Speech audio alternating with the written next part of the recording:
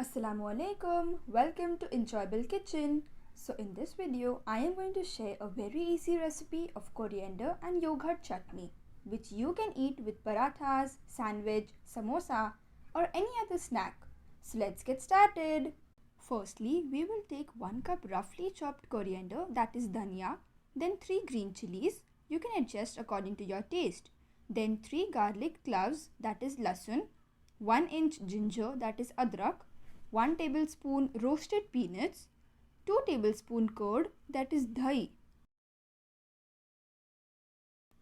1 teaspoon jeera, half teaspoon black salt according to your taste, and 1/4 teaspoon sugar. Blend it into a smooth consistency. You can also add water if needed. And it's ready. This chutney is a mixture of spiciness, tanginess and creaminess. So do give it a try. And if you like the recipe, then do like, comment and share. And don't forget to subscribe to my channel.